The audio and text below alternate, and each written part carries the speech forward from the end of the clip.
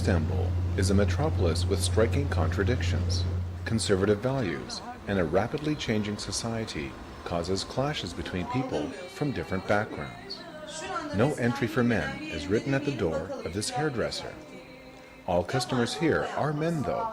The Istanbulian transvestites are a good business. Hakan wants makeup that makes him as unrecognizable as possible. Every night he fears that a family member might see him on the street. We are 6 children. I'm the only son amongst 5 sisters, and a transvestite. That's a problem, of course. I can't feel myself comfortable with my family, because I'm not able to just drop by like I am. When I visit them, I have to play the man role. Maybe I could explain to them how I feel, that I want to wear makeup like a woman. But why should I make them feel ashamed in front of the neighbors? What's on Tarlabaşı Boulevard? Drugs, discotheques, bars? That means rumbles, police stations, and jail. The Tarlabaşı was a fancy boulevard until the 50s. The old minority populations of Greeks, Armenians, and Jews fled after ethnic conflicts. Today, it is the red light district of Istanbul. Sex and drugs are the best money suppliers. Hakan is looking for customers. The scene is tough. He has to select carefully.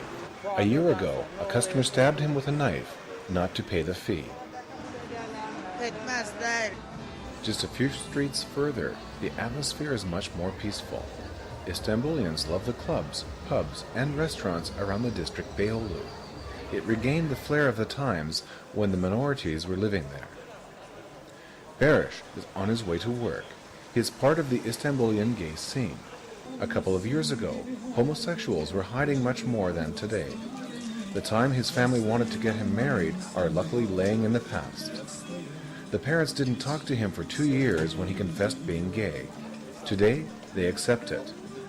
Tekyan means one way and is one of the most popular gay bars. Barış is the manager. Is homosexuality more unacceptable in a Muslim country?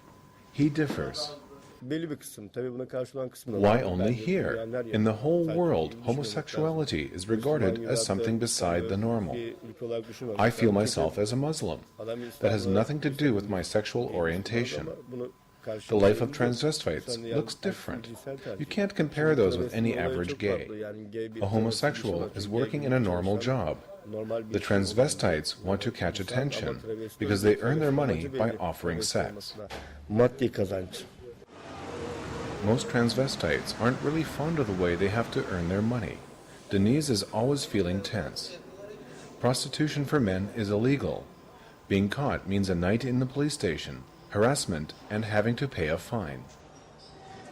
The environment tries to ignore what's happening in front of the door. In the morning, the face of the street changes completely. Most of the people in the neighborhood are migrants from the countryside.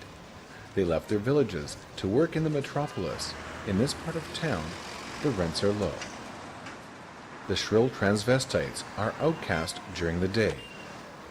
The life of women is shaped by tradition. Female purity guarantees the family's honor. The sexualized femininity of the transvestites is a provocation here. At night, transvestites catch customers in front of this snack bar. We Turks as people aren't really prepared for such an environment. That's why we don't really manage to live together with them. The lifestyles of the transvestites cause us trouble. It doesn't fit into our culture and our understanding of moral values. But if there are such people, we have to try to tolerate them. Millions of Turks migrated to Istanbul in the past. 15 million people are living here today. Homosexuality isn't punished by the law like in most other Muslim countries.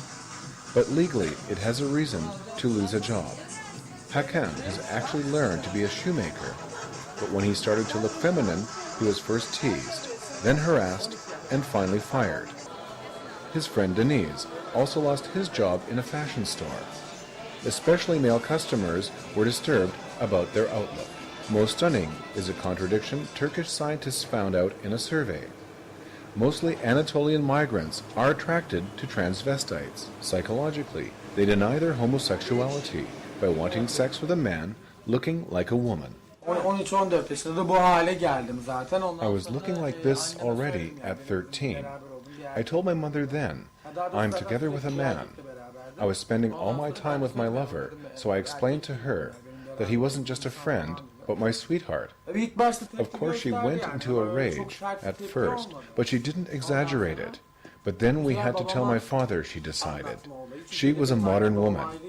They had divorced when I was 8. My father cried. That was really hard for me. Yani bayağı kötü yani karşıladı ama.